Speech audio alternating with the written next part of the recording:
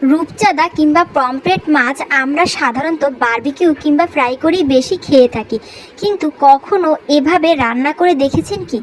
ঝোল ঝোল এই মাছটা কিন্তু গরম ভাত দিয়ে খেতে কোনো অংশেই বারবিকিউ কিংবা ফ্রাইয়ের থেকে কম নয়। তো চলুন ঝটপট এই নতুন ধরনের রেসিপিটি দেখে নিই। আসসালামু আলাইকুম, ওয়েলকাম টু জেস্ট লাইফ। আজকের রেসিপিটি ভালো লাগলে অবশ্যই চ্যানেলটি সাবস্ক্রাইব করবেন এবং ভিডিওতে একটি লাইক দিয়ে যাবেন, আর আপনার মূল্যবান কমেন্ট জানাতে ভুলবেন না। তো এখানে আমি প্রথমে রূপচাঁদা মাছকে ভালোভাবে কেটে পরিষ্কার করে নিয়েছি, আর এটাতে আমি হলুদ আর মরিচের গুঁড়ো দিয়ে খুব ভালোভাবে মাখিয়ে ম্যারিনেট করে রেখে দেবো 10 মিনিটের মতো। তো আমি খুব সুন্দরভাবে মশলাটাকে মাছের গায়ে ভালোভাবে মাখিয়ে নিচ্ছি, তাহলে কিন্তু এটার স্বাদটা অনেকটাই বেড়ে যাবে। তাই চেষ্টা করবেন সব মশলাগুলো যেন মাছের গায়ে খুব সুন্দরভাবে লাগে।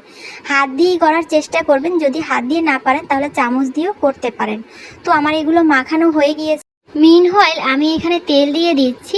আমি মিডিয়ামের মতো তেল দিয়েছি। আমি মাছগুলোকে একদম কড়া করে ভাজবো, তাহলে কিন্তু দো পেঁয়াজের স্বাদটা অনেক বাড়ে।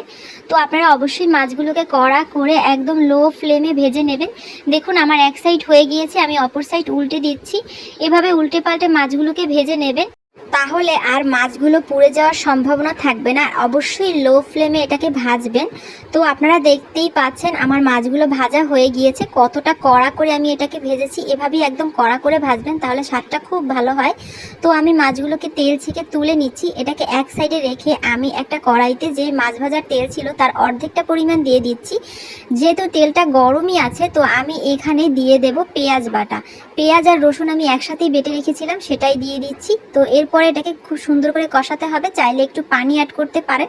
তারপরে যথারীতি এখানে গুঁড়া মশলা যেমন মরিচ, হলুদ, জিরা আর ধনিয়ার গুঁড়া আমি একটার পর একটা দিয়ে দিচ্ছি। এখানে অবশ্যই পরিমাণ মতো দিবেন। অতিরিক্ত যদি মশলা দেন তাহলে কিন্তু ঝোলের স্বাদটা ভালো হবে না। তাই মাছ যে পরিমাণ নেবেন সেই অনুযায়ী এখানে মশলা দিবেন। আর একটু কষিয়ে নিচ্ছি আমি। এটা কষানো হয়ে গেলে আমি যে বাকি গরম তেলটুকু রেখেছিলাম মাছ ভাজা, সেটুকু দিয়ে দিলাম, তাহলে কিন্তু খুব সুন্দর একটা গন্ধ আসবে। এরপর আমি দিয়ে দিচ্ছি এখানে মাছের জন্য ঝোল। তো এটা দিয়ে একটু ভালোভাবে নাড়িয়ে চাড়িয়ে এটা যখন একটু গরম গরম হয়ে গেছে, সেই অবস্থায় আমি ভাজা মাছগুলো দিয়ে দিচ্ছি।